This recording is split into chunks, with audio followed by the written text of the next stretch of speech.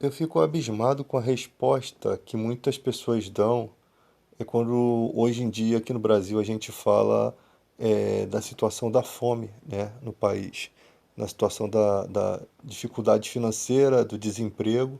E a resposta que eu ouço de muita gente que vota no Bolsonaro é: fique em casa. Quem mandou ficar em casa? Por que que vocês não dizem isso para o pessoal da Austrália que tá novamente trazendo o lockdown? Porque as pessoas ficam em casa quando não existe vaga nos hospitais. Agora, a gente tem que ficar em casa, a gente tinha que ficar em casa mesmo, por quê? Porque quem são os negacionistas da vacina? Quem são os que se recusavam a usar máscara? Quem são os que apoiaram o tratamento precoce para a doença sem ter comprovação científica nenhuma? Quem são os irresponsáveis que não querem tomar vacina? É? Então, como que a gente como que a gente ia fazer? Porque eu vi pessoas falando que as pessoas que receberam auxílio emergencial não prestavam, né? Porque estavam, enquanto a pessoa trabalhava, eles estavam sem trabalhar e recebendo, como se fosse uma grande fortuna aquilo que o Bolsonaro deu, né? Como se desse para alguma coisa aquele dinheiro. Então, uma resposta ridícula. É por isso que nosso país está desse jeito.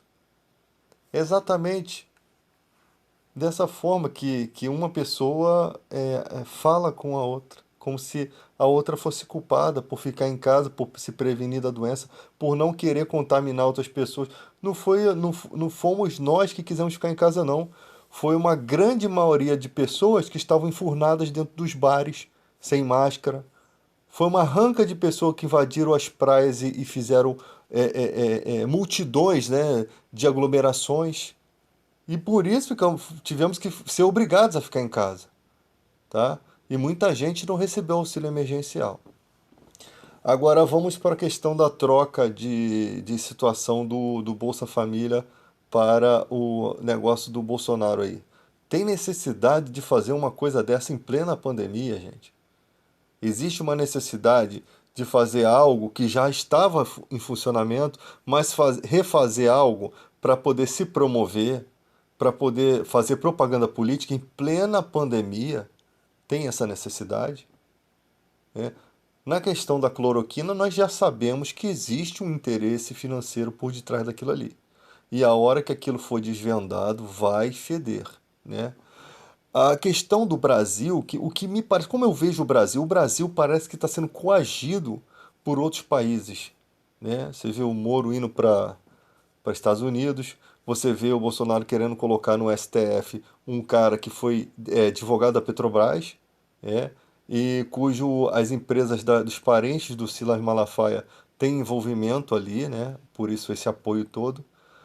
Nós vemos esse conluio, né, se formando e ninguém fala. Vê se o canal de direita aí que fala que não recebe ajuda do governo e tal, vê se fala sobre isso. Diz que é apartidário, não é apartidário. Nem sei se. Eu acho que são de direita, né? Não tem nada apartidário ali. Então, pra mim, não serve, mano. Tá? Tem informações úteis, mas pra mim não serve. Se tiver parte de um partido, se tomar parte de um lado, pra mim já não serve. Porque a gente tem que colocar em prato limpo o que tá certo e o que tá errado no Brasil. Seja de esquerda ou seja de direita. Tá?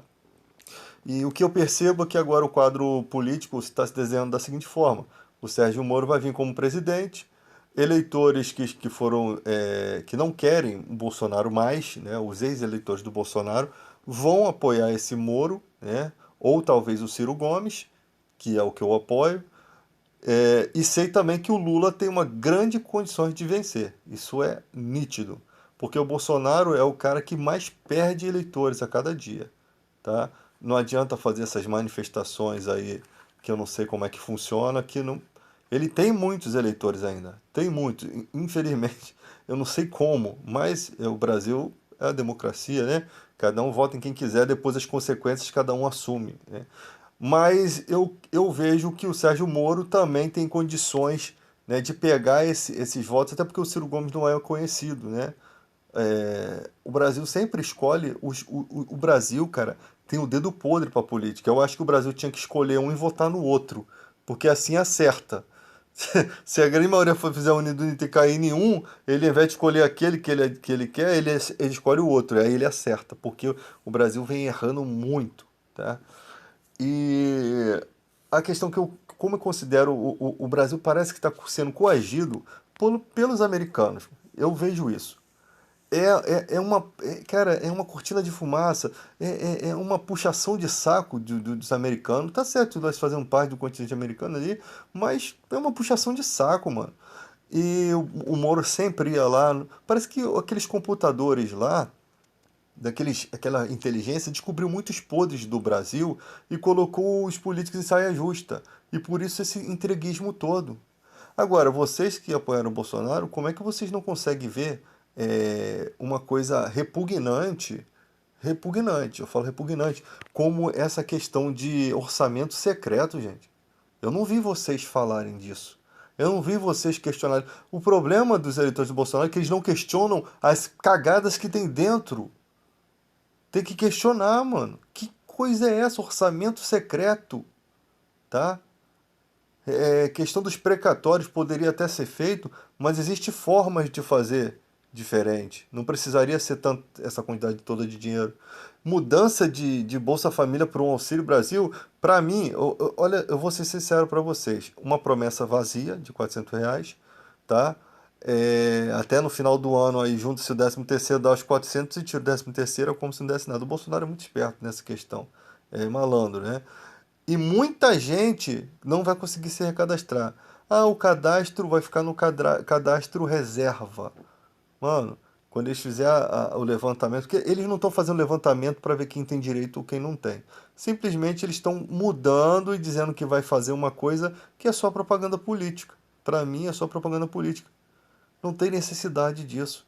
Mas porque não foi criado por ele, ele acha que ele beneficiando o Bolsa Família direitinho, não está tendo credibilidade, ele quer o dele. Só que o dele não tem credibilidade nenhuma. Tem tempo de acabar, né? O próximo governo vai restaurar, mas só que essa mudança é matar vários coelhos com uma cajadada só. É ele arrecadar dinheiro para comprar pessoas, né, possivelmente, porque a outra parte do dinheiro que deveria vir para a população, eles vão fazer não sei o que com esse dinheiro. Uma parte tem um álibi, que é o Bolsa Família, né? Um teto de R$ 400 que eu não sei que vai chegar. Um cara que queria dar 200 quando vocês estavam morrendo aí, o povo estava morrendo de pandemia, vai querer dar 400 agora que já tem a vacinação? É só vocês refletirem, gente. É só vocês pararem para analisar. O cara quis dar R$ 200, filho. O cara queria dar R$ 200 na época em que a população estava parada dentro de casa. Agora que vocês já estão trabalhando com vacina, então acho que isso tem alguma coisa lógica nisso? Parem para raciocinar. Só tem lógica para quem é alienado e deseja ficar com esse cara até como um carrapato lá pendurado. Então, gente, é muito estranho isso, tá? Muito estranho. E culpa-se a Petrobras pela alta de gasolina. E quando você vai analisar os fatos mesmo, porque no Brasil é assim, joga a responsabilidade, a Petrobras já se pronunciou aí, né? Que ela viu que houve uma invasão de divisas, né? O governo tentando empurrar para ela as cagadas da economia, né? E ela se pronuncia na televisão. Nunca vi isso acontecer com a Petrobras, o primeiro governo que eu vejo, se pronunciando e explicando como que funciona a compra de gasolina. Eu acho que é uma coisa muito superficial a explicação, mas, de qualquer forma, é uma coisa que chega a ser ridícula, porque essas explicações têm que ser dadas por especialistas na área, cientistas políticos. E esses caras que se tem em consideração, o cara que fala certo. No Brasil se dá muita ênfase a qualquer notícia, entendeu? No Brasil se dá muita ênfase ao que eu acho. O cara pega um vídeo aqui, filma, diz que ele sofreu racismo, diz que ele sofreu homofobia, e o povo não sabe o conteúdo todo do vídeo. Quando você vai apurar, não teve em todas as questões de racismo. Sabemos que o Brasil tem muito racismo, mas às vezes, se você for pegar 20, você pegar 100 questões, você vai ver que muitas ali foi forçação de barra ou falta de entendimento da pessoa. A pessoa que se já sente injustiçada faz a situação do vídeo e acha que foi daquela forma, quando não foi, né? Então tudo tem que ser apurado. Então são muitas coisas ao mesmo tempo sendo lançadas na internet e as pessoas vão pegando tudo. Então esse entreguismo, para mim, os Estados Unidos está chantageando o Brasil. Né? Os Estados Unidos tem essa briga aí com a Rússia, que os hackers russos, eles invadem vários computadores, né, de empresas americanas e depois cobram várias fortunas para poder entregar as senhas, né, dos servidores e causam prejuízo financeiro e depois se esconde na Rússia. Aí já é um argumento, isso é o que alega os americanos para arrumar problema com a Rússia. Tá, então, cara, nosso país é muito complicado nessa questão. Com a alta da gasolina, o aumento de roubo de carro, de assalto a Uber, o que nós vamos ver é mais gente desempregada, filho. É mais. Porque, cara, que compensação tem o motorista do Uber? Pense comigo. Ou o entregador de aplicativo. Em todo momento, o instrumento de trabalho dele, ele está em risco. Porque o cara faz quantas entregas por dia? Qual é a chance de um bandido se aproveitar daquela situação e roubar? Eu tenho um colega que já perdeu 3 motos, entende? Ele pode ser roubado na rua, ele pode ser roubado na entrega. É como se fosse um drive-thru, uma entrega o bandido recebe a entrega em casa. Ele não precisa mais ir até o assalto. O assalto, o prêmio vem até ele, entende? No lugar que ele estabelece e se faz o roubo. O cara chama um Uber e ele, eu quero ir em tal lugar. E naquele lugar é o lugar onde ele consegue efetuar um sequestro relâmpago, um pix, um roubo de carro e até um assassinato. Então, olha que coisas, qual a proteção que se está tendo para esse tipo de trabalhador? Qual é a proteção? O que poderia ser começar a fazer? Começar a botar a polícia rodando de Uber, mano.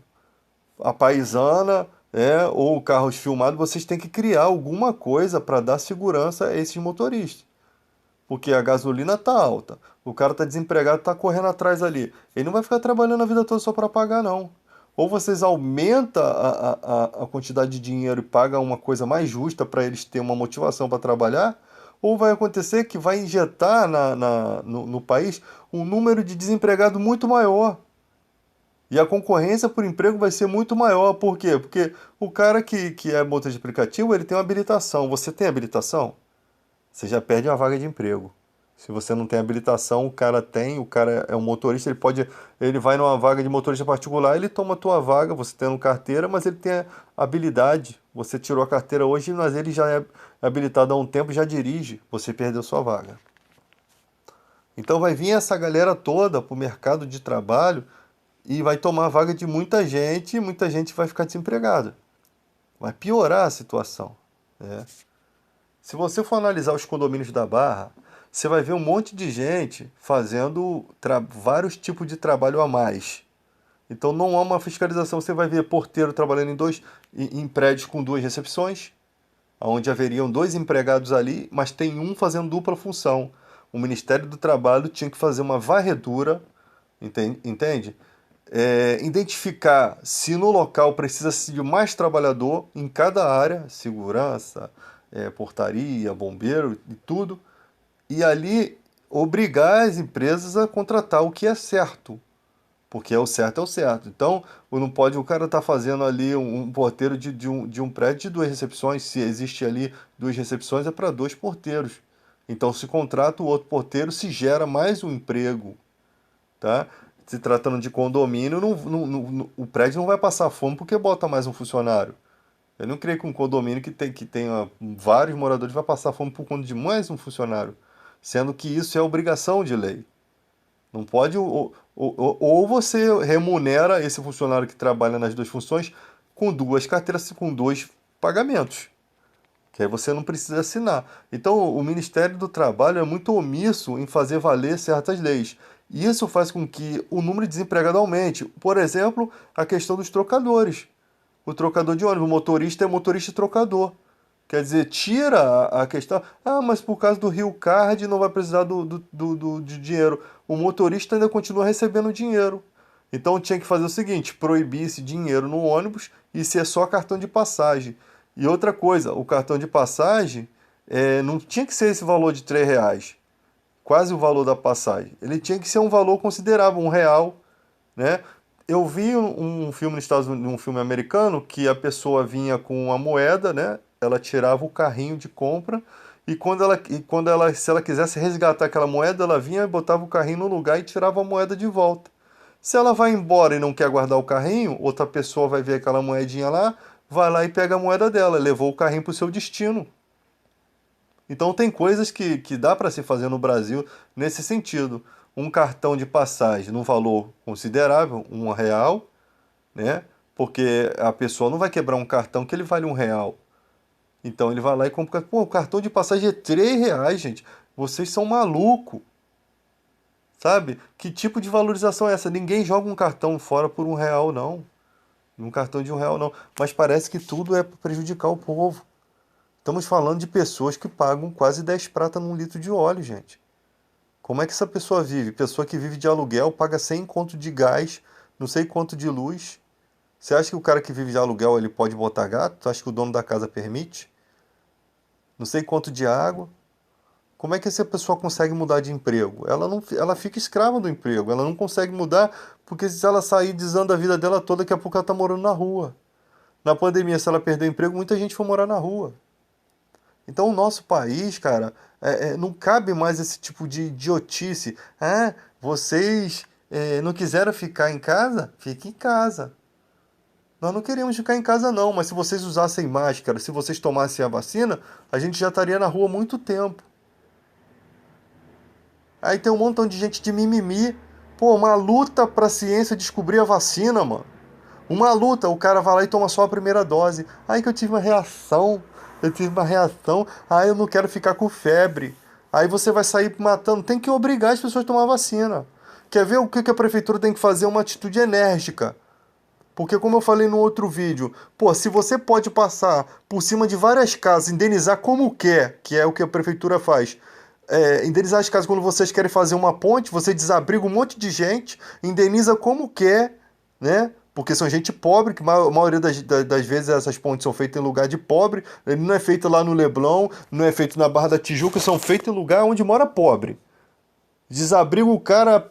Isso daí que são os precatórios que vocês querem parcelar. São a dívida do governo com esse povo aí que vocês não pagam.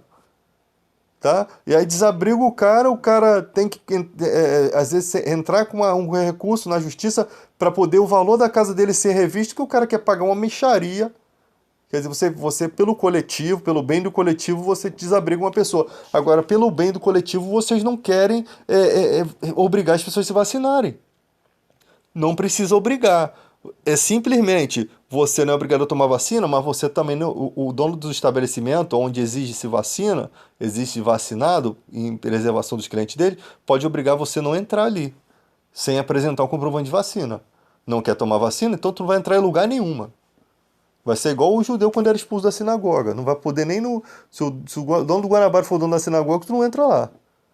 Então tem que ser assim, pelo bem do coletivo, gente.